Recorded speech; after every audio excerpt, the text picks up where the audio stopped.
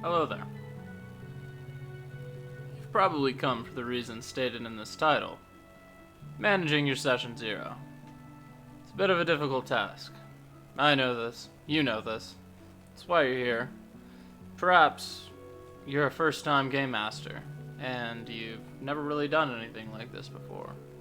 Perhaps you're an experienced game master, and like a lot of game masters, you don't do Session Zeros because, well, that stuff's lame. Why would I do that? Well, Session Zeros have the unique benefit of being able to communicate something that you, as a game master or dungeon master, are confident about. It's extremely important to maintaining the course of what you want the more curated experience of being a game master to be for your players. Well, this Session Zero can take a lot of forms, from a simple preview of the campaign to come, a sort of truly a Session 0.5, where your characters are made and expectations explained outright quickly within a few minutes, and then just simply segueing into some gameplay. Alternatively, you can spend quite an extensive amount of time in a Session Zero.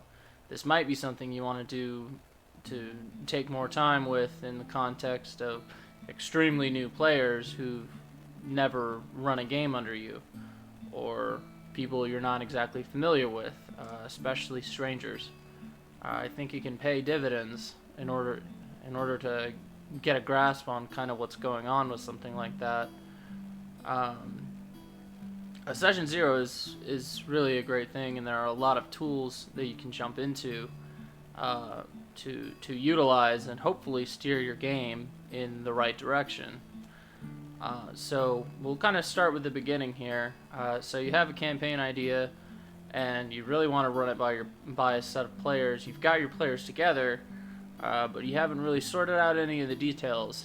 So what kind of details are we talking about here? Well, your players have no idea who you are. We'll just say that, for example. They have no idea who you are, and they have no idea what kind of game you want to run. Well, you have to tell them. The reason you have to tell them is because everybody's going to kind of fill in the blanks on their own unless you do it for them. If you're not going to help your players understand that you have intentions, and for the record, intentions are important. Having an intention is so important, and we'll get into that as well. If you can't communicate that intention, then your players are going to magnificently derail you to the point of you will not be running the game that you think you were coming here to run. You're going to be running the game that your players collectively and averagely think you're trying to run. So what do I mean by that? So let's say, for example, you don't have a Session Zero. You don't explain your intentions, your goals, your expectations, emphasis on expectations. Well, you're going to have 4 to 6 to 8 to 10 people, depending on the size of your game, obviously, who think that, well, 3 or 4 of them are going to think that it's a beer and pretzels night, that you're here to hang out with your friends, drink alcohol, hang around, and occasionally roll some dice and kill some monsters. Okay, fine, whatever. Then you're going to have a player, maybe 2, who came to play hardcore Dungeons & Dragons. They have an 8-page backstory, they're completely ready with their character, and they just want to play the game hardcore and do nothing else. They left their phone at home. The psychopaths, right? No. And then beyond that, you're going to have a couple players in the middle of that, and then maybe you're going to have a player who has never played before and has no idea what is supposed to be the game. Obviously supposed to be, you know, that is such a blown out issue, because the game is whatever you want it to be. But how are you ever going to communicate something meaningful to someone in terms of the context of Dungeons and Dragons if no one is coming together with the same intentions, I didn't even mention what the game master had planned, because at that point it doesn't matter. You're going to have players who are screwing around, and then you're going to have players who are not screwing around, and you're going to find some weird middle ground to accommodate all of that. Well, if you want a quality, curated, confident, a lot of C and Q words there, alliteration, gotta love it. You're never going to feel top tier. You're never going to feel like this is a craft unless you have the confidence to guide the experience, which can be interpreted as one of your jobs as a game master, as a dungeon master. So it can be incredibly effective to sit your players down to say, hey, let's talk about this stuff. Let's get us on the same page. Are we just gonna throw a bucket of pretzels and a six-pack at the table and screw around and make jokes and talk about the day and hey, let's occasionally kill a monster? Why not? If we get to it, we get to it. Who cares? I mean, you could do that. You could, at least you would rip the Band-Aid off from the players who joined your game with different expectations. And this goes for the other side of the spectrum. If you brought a bunch of people who are used to playing a casual game, and it is their interest to be casual, at the very least, they can get up and leave if you decided you were going to have a more serious experience, and that's just not what they're looking for. You are definitely doing a lot of people a lot of favors by setting the board, which, if you've ever run a game before, obviously setting the board is something that you're used to doing in microcosms all the time. If you run an encounter and people are asking technical questions about what's in the room, who's in the room, what abilities this person is using, what do they look like, that's setting the board, and you're simply doing that by contextualizing. There's that word again, context, very important. By contextualizing, your intentions and giving everybody the same page at the same book to move forward with. So in addition to going through a session 0, which we will be doing, we'll be starting at the top and kind of working our way down. I will go through my personal session 0, as I will be having one pretty soon here, relatively speaking, in a metric of months. And this is something that I feel I should emphasize as this channel, because I think that I've always communicated being a GM or a DM as something of a craft, and a highly curatable art form in such a fashion that your session 0 is really the beginning of that. It's the foundation of that. And if you don't have a session 0, you're going to have a really hard time creating something. Yeah, I keep saying it over and over. If your session 0 is not there, intent and confidence are very hard to establish early and on the outset. Not just for the intention of your players, but also the mood and setting of your setting, be it a pre-made module or something that you homebrewed. You're probably going to have interesting thematic elements that you want to go through in the campaign, and if your players don't understand what kind of game they're getting into, they won't understand what kind of characters they need to make, and the silly halfling the silly halfling bard who plays tricks on people and can magically pull dynamite out of any orifice of their body somehow. Cool character idea. Keep that one in my pocket.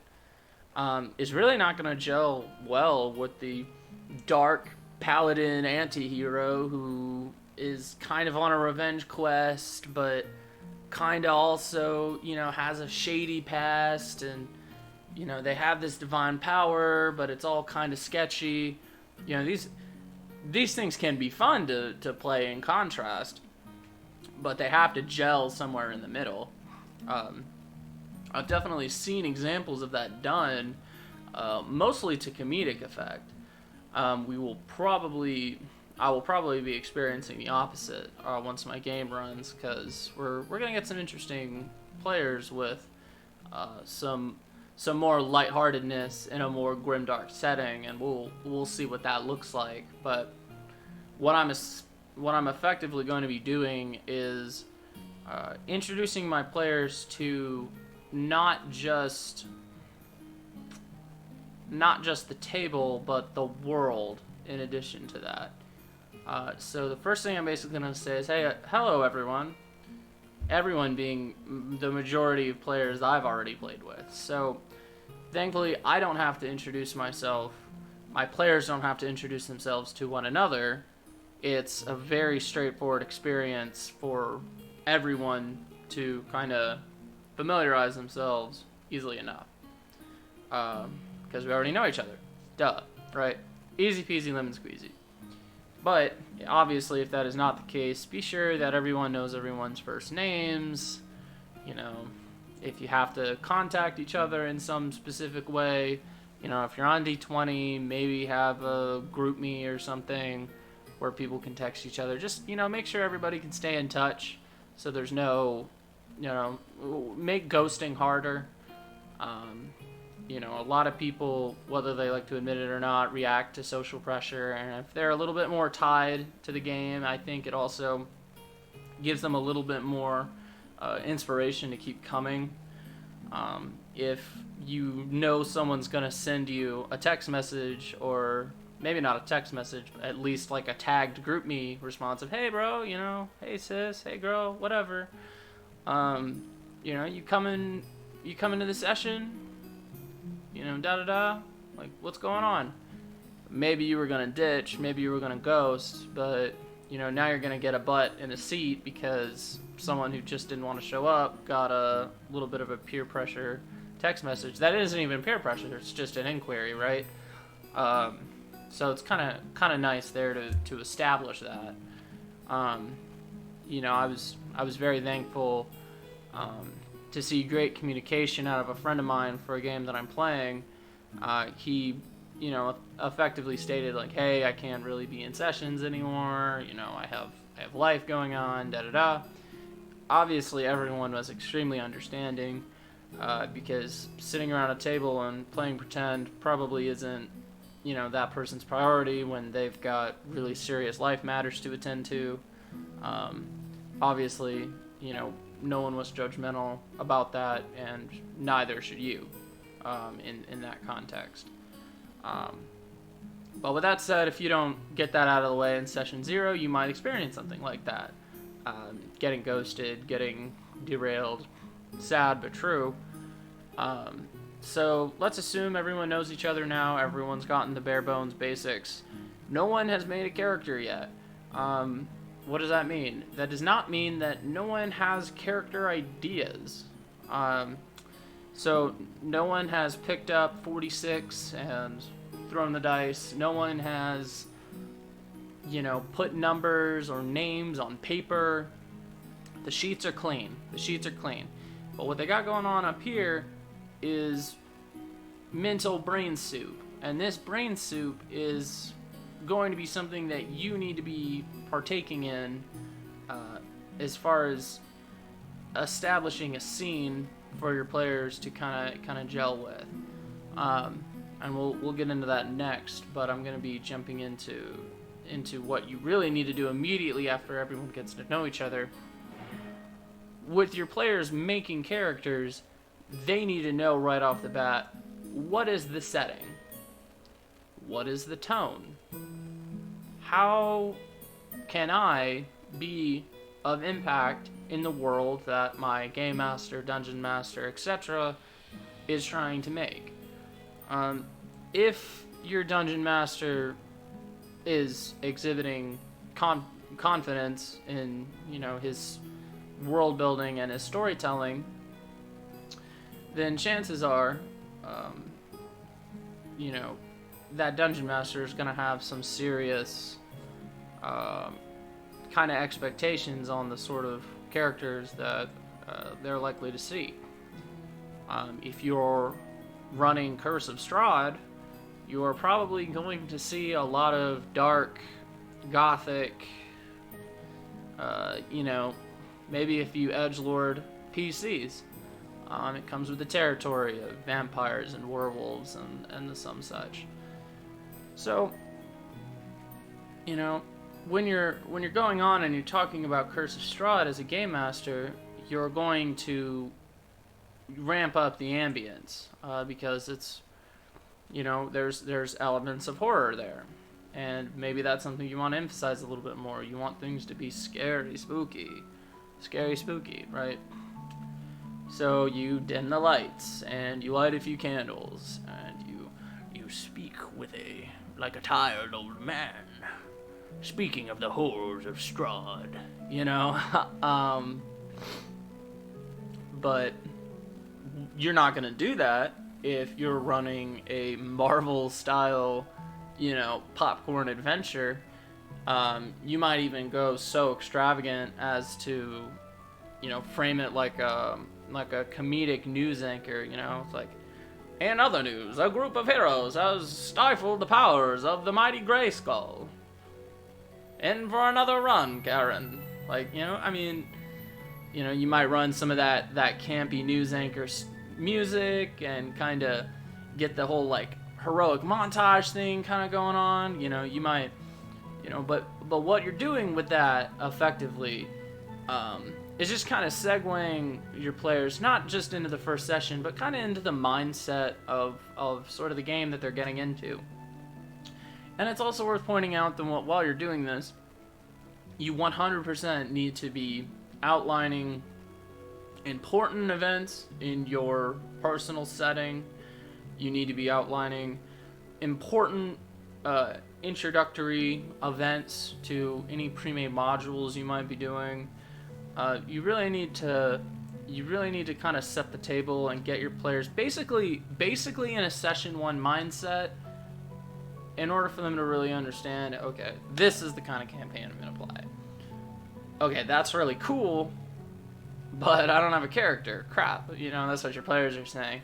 So that is immediately when you want to segue your players into, well, time to start building characters, guys. Let's get those dice out, let's get it going, So suddenly, okay, we're in it, we're in the tone, we're in the moment, bam, and then swoosh. Let's get you into character creation. This is immediately going to get them set in the mind of their mechanics, which is amazing. But now they know what kind of characters they might be able to make. As they're rolling stats, they're going to get inspired because, their attributes might influence where their inspiration comes off. Maybe not. Maybe they've known about this campaign for a couple weeks, couple months, maybe a few years, depending on, how your friends play. But, they've got their character idea, or maybe they don't. And if they don't at this point, then, well, they're going to get rolling. They're going to get excited because you gave them something to base their assumptions around in terms of the setting, and they came to play your games. Obviously they have something in their hearts, if only a little bit. As far as character creation goes, I would obviously advise to be as open-minded as possible. It is okay for your players to influence it is okay for your players to influence where the tone can go. It's always just important to note where the base and where the anchor is, because you, the game master, you, the dungeon master, etc., are the anchor for your players. They should always be able to grab onto you. If they have a question about, whatever's going on with, meeting their needs, especially in terms of character creation.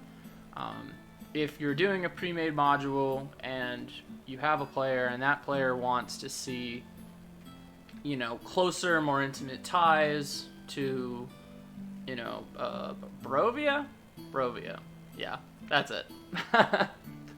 But if they want intimate ties to Barovia and, you don't want to write them into a corner, you can absolutely be the person for them to talk to and say, yeah, I know Barovia, I know the setting because, I'm the game master and I study.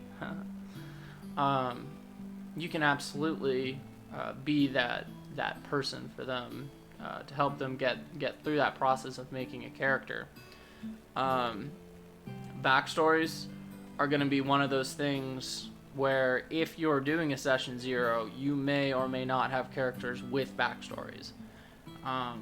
For my circumstances specifically, I do not have the issue of needing backstories because most of the time my players know well in advance what kind of game they're going to be going into, and obviously I will verify everything for them before the fact when they start rolling stats. But most of them are pretty tight about what kind of backstory they're going to have, if they haven't already gone out of their way to write an entire backstory yet, which for players I will discourage up to the point where you're done rolling stats, because you just never know where those numbers are going to go. You really, really don't. So if you write a 4-page backstory, and don't write a 4-page backstory unless your GM tells you to. Which GMs, make sure you know how long your player's backstory should be, give or take, depending on the kind of game you're running. You don't want someone to write an 8-page backstory for a, butcher field of a campaign, and you don't want paragraphs as backstories for your high intrigue, political espionage campaign of whatever sorts.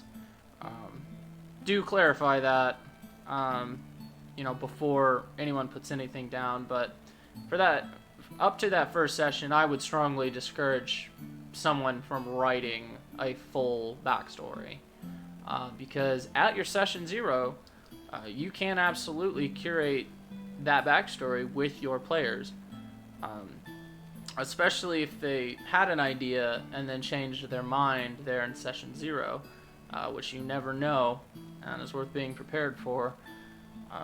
But you can be there, you can address any world building, world note questions that they have in the moment, before, during, or after they are rolling stats. And you will get a little bit of time to rest. You will have to answer questions, which is important. Answering questions is important, which definitely leads to the important segue of Homebrew Rules. It is one thing to homebrew your setting. If you are homebrewing your rules, especially if you have a lot of them, probably best to clarify these things before your players are making major decisions. So, one moment. A good example is the Pathfinder game I'm going to be running. So let's hypothetically say that I'm at session 0 and all of my players want to make spellcasters. Doesn't matter. They all want to be sorcerers, wizards, druids, etc. It's fine.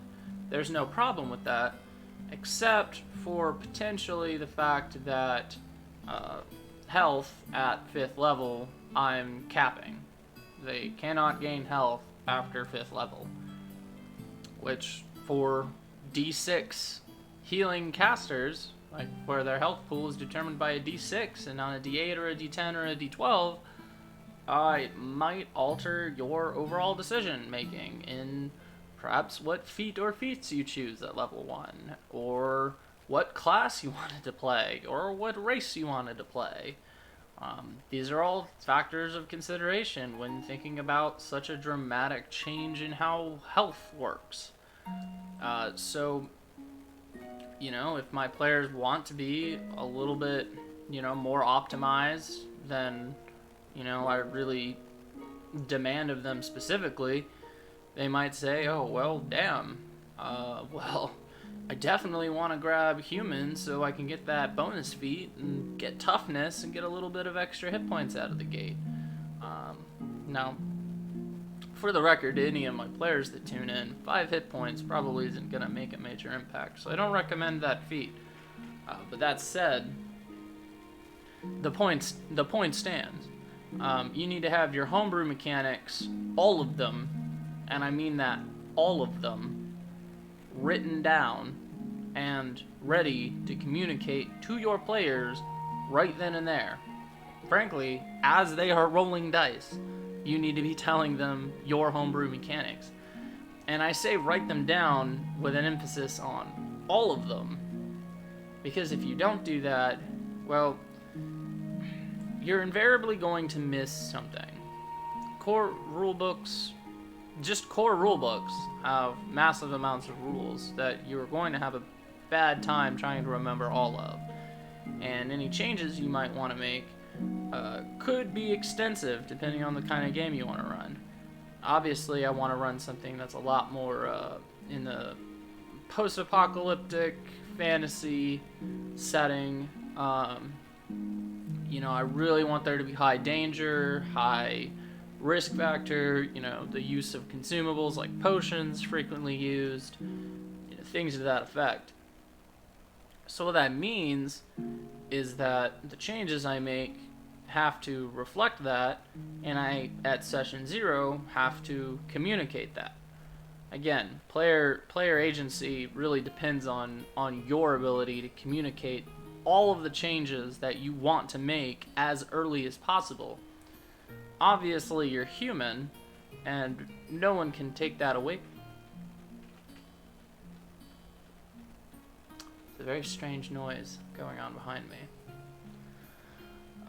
But obviously, no one can take that away from you, that you are human and you make mistakes. So you can always disclaim, hey, this is everything I could think of that I wanted to change for the campaign. We are otherwise going to be running it by the book, but if I screwed up and missed something, whoopsie daisy, we'll change it as needed, because obviously you, as the game master, dungeon master, etc., are the arbiters of everything. You are the law. That is something that I communicate with my players very quickly, and we'll get into that more with expectations, goals, etc. But you are the law, and all of the rules kind of fall under you, and that is your burden and your responsibility, not your power, for the record. But that is your burden, to be the law, the physics, the gravity. You are Newton's laws of physics. You are these things, and if you are not these things, then you are going to hurt your player's experience. So the more consistent you can communicate yourself right out of the gate, the better. Absolutely take your homebrew rules and throw them in your player's face while they're rolling stats, for the aforementioned reasons. But really the biggest chunk of your session 0 comes down to expectations, boundaries, and goals. Now, expectations and goals are intimately tied together for the reason that it is my belief that you cannot communicate an expectation for another person in the context of them following you as a person without first setting a goal to make your expectations for that person as easy as possible. So, as a game master, dungeon master, etc., you need to have really lofty, high standards for your game if you are going to have high, lofty standards for your players. If you don't want your players touching their phones all session, which, by the way, is... We'll get into that, and I'll talk to you a little bit about why maybe you don't want that. But if you don't want that, then you better be ready to set a lofty goal for yourself and your ability to, frankly engage all of the players who otherwise would be checking their phones. Now, I am personally of the opinion and preferred circumstance to the fact that I am an adult. I do not run for young people. I don't run games for young people. We are all adults. We could all go to a bar and buy a beer and do that without incident. And when you run a game full of adults, I think that there are certain adult expectations that, of course, I would like to impose on my players.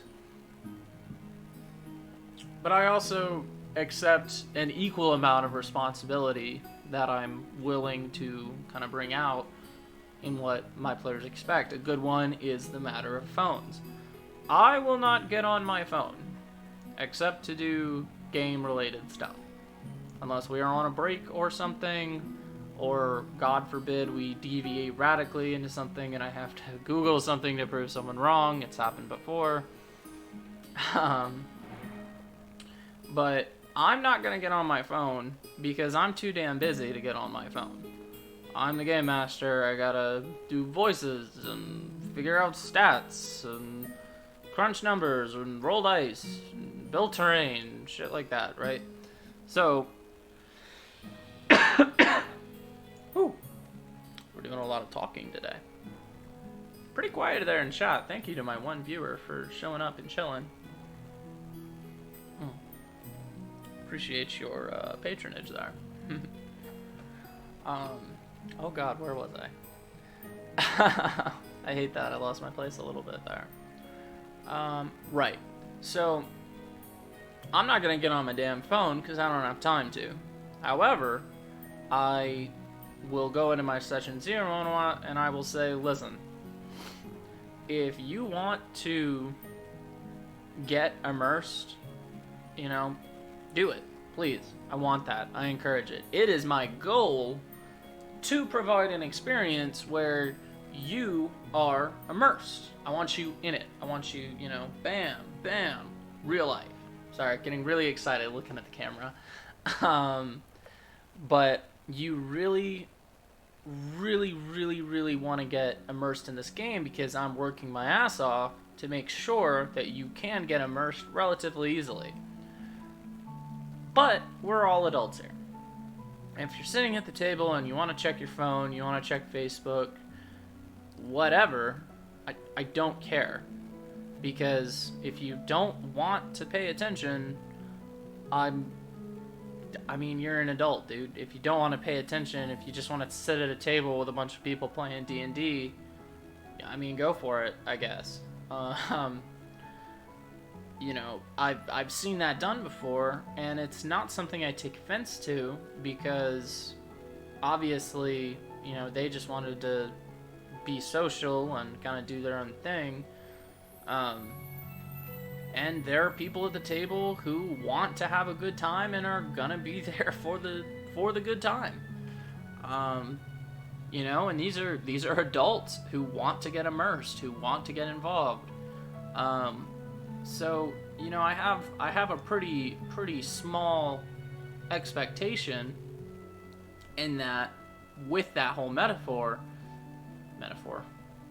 analogy, I don't really care if you're on your phone, but I do, and I really, really do care about you using your phone as a method of distracting other people who want to be immersed.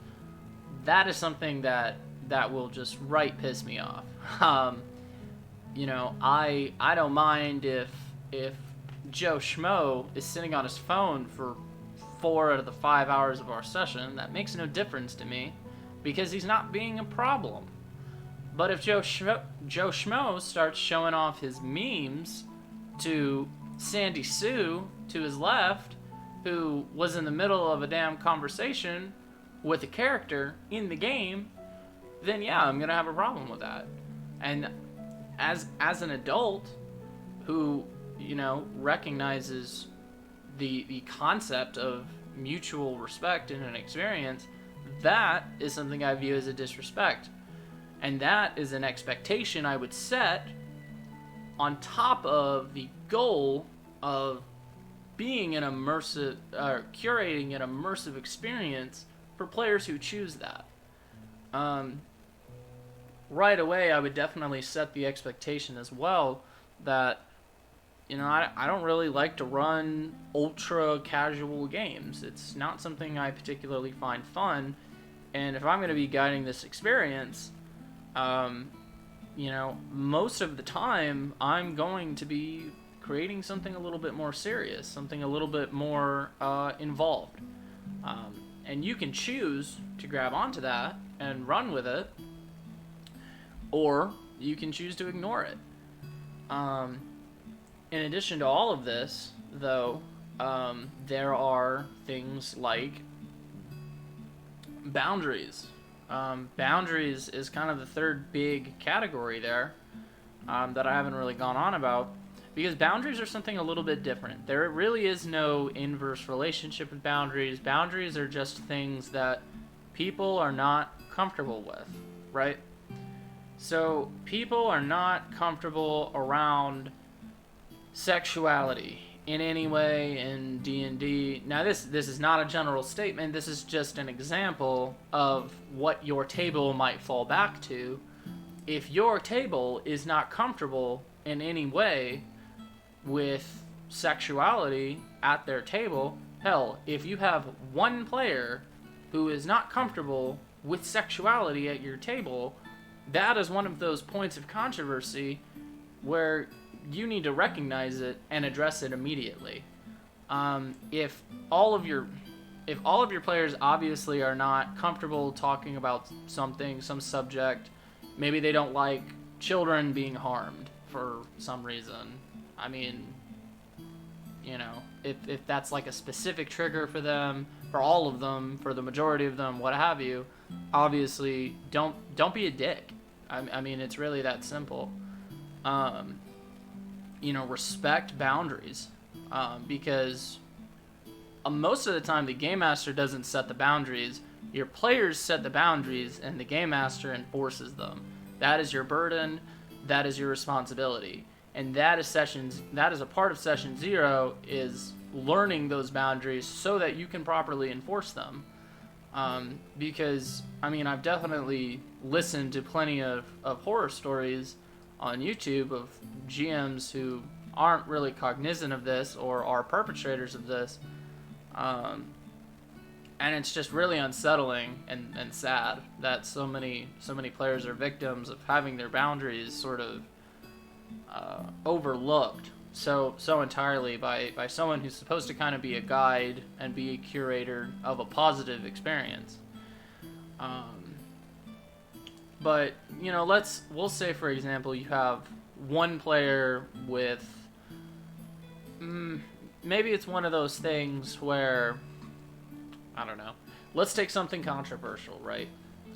Barring any specific opinions on the matter, let's say you have a player who is not comfortable with slavery as a subject in your setting, in your game.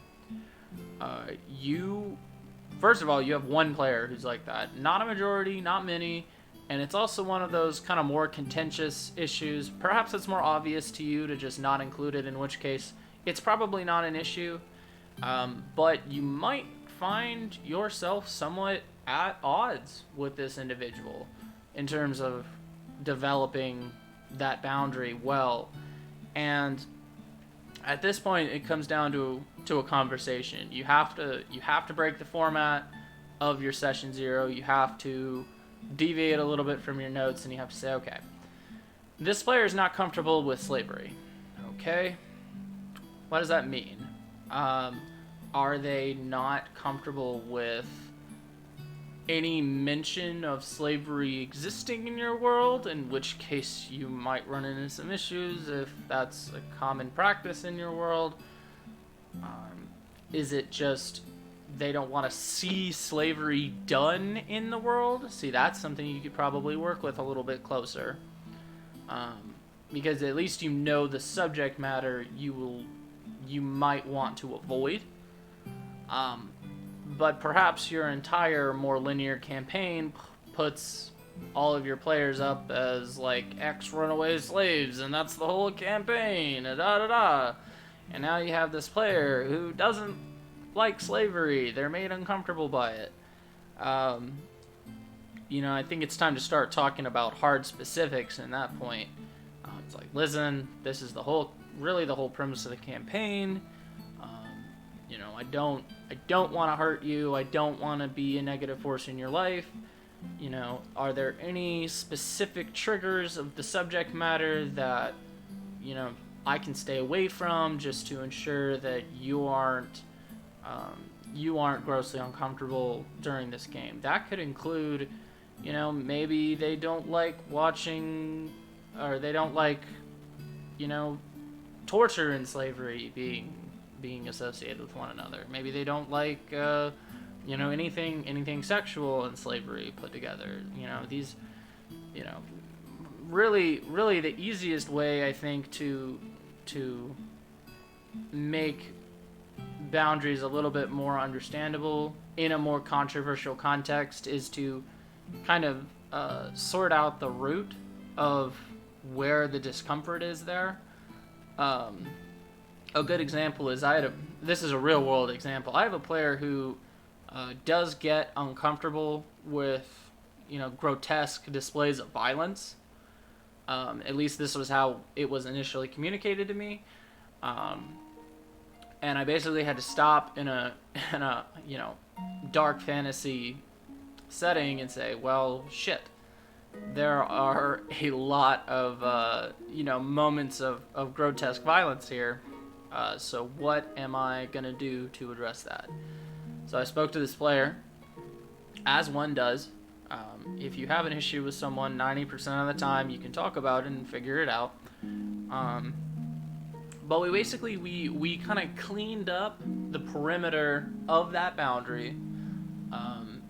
Torture, for example, was something that this player simply wasn't comfortable with hearing about, which took a more vague subject and kind of put it more specifically to the point where, okay, I don't have to go into graphic detail about perhaps how someone is tortured or how they were found knowing they were tortured, etc.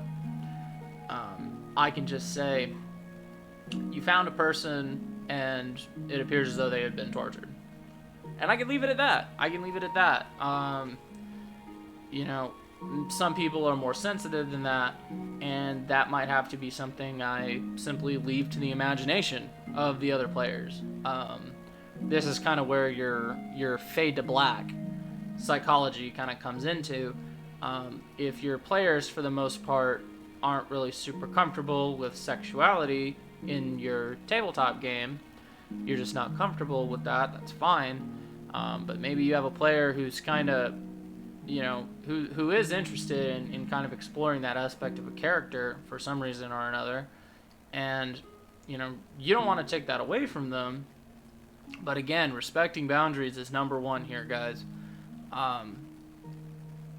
They might play a character who's, a little bit kind of a sleazy flirt and is kind of into that, and you can really articulate that briefly and simply by saying, okay, well, you have flirted, you have seduced the barkeep, and the night goes where it goes, and then you can kind of articulate to this player the next day, hey, you wake up here after your escapades. Okay, now what do you do? So in that case as well, you're not taking anything away from your player who wants that as a part of their character design, but you're also not going into gruesome and ugly detail about a gameplay aspect that if the most of your players aren't comfortable with, then they simply aren't comfortable with. So it can kind of go both ways. If you have one player who's a little bit more open about what they're interested in exploring, you can keep it vague. You can kind of set vague articulations during your session. But obviously, just make sure that your player's not being like a freak or a creep. Usually isn't the issue with sessions that feature friends. But sometimes you have to have conversations with strangers to kind of suss out, okay, you're a damn creep. You're a weirdo. I don't really want to do what you're interested in doing. So we're just going to not do it. That's also something you'd say. I mean, you...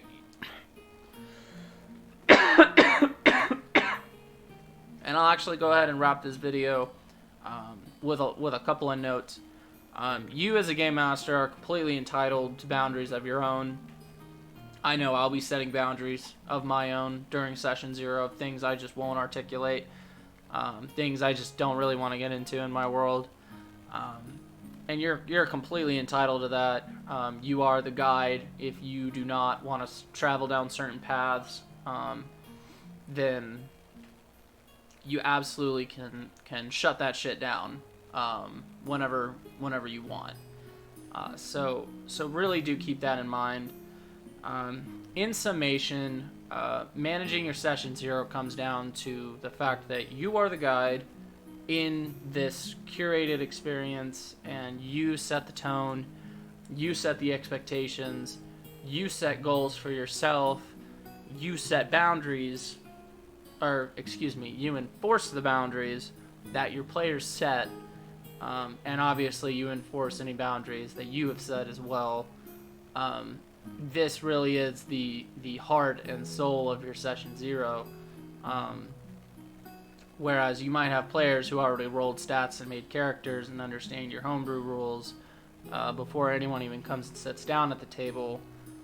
No matter what, if you're going to do a session 0, set expectations, set boundaries, set goals, right?